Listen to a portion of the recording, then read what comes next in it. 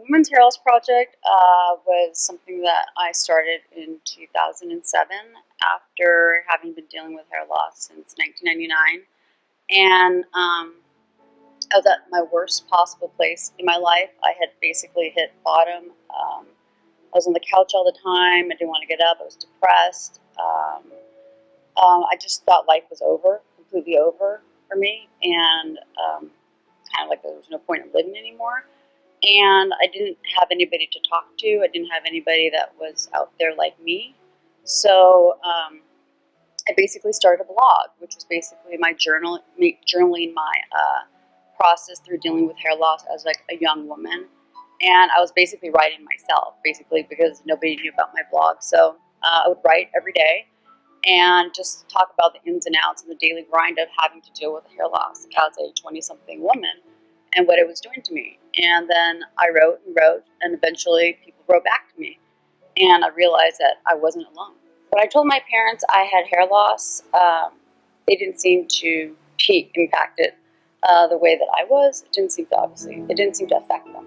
I do know that one time I was really upset, and that my dad did say, you know, if he could, because my dad has like a lot of hair, or had a lot of hair at the time, that if he could, you know, change places with me, you know, he'd give me his hair so that, you know, I wouldn't be going through what I was going through. So I think that was, you know, his attempt at trying to help.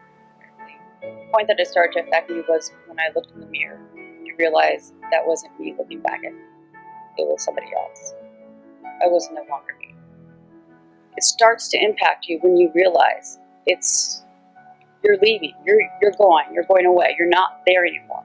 You aren't who you were born. You thought you were born with all the attributes that you are today, and then you realize it's getting taken away from you, and you don't even know how to be yourself anymore. I didn't find hope until I started the Women's Hair Loss Project, and it was still years. It took time after that because it took people to join. It took seeing other women that had progressed further than me and who had found solutions. They were wearing hair, they were living their life. It wasn't until I saw other women living their life with hair loss or wearing hair and seeing them be successful at it that I found hope for myself. Because up until that point, I was hoping for a cure. I was hoping my hair loss would stop.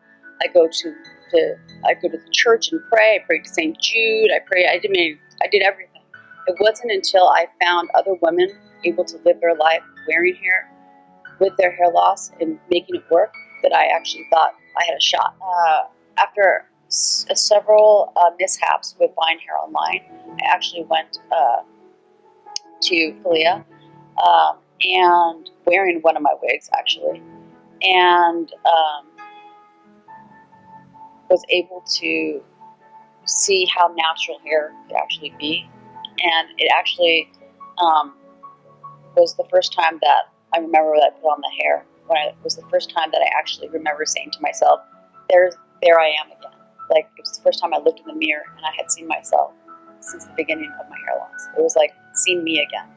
And it was an epiphany that it wasn't going to be easy to wear hair because wearing a wig's a process. You feel it, it's not your hair, it's all of this. But it was a chance, it was hope, it was an opportunity to know that possibly I could go out into the world and portray myself the way that I was meant to, the way that I wanted to.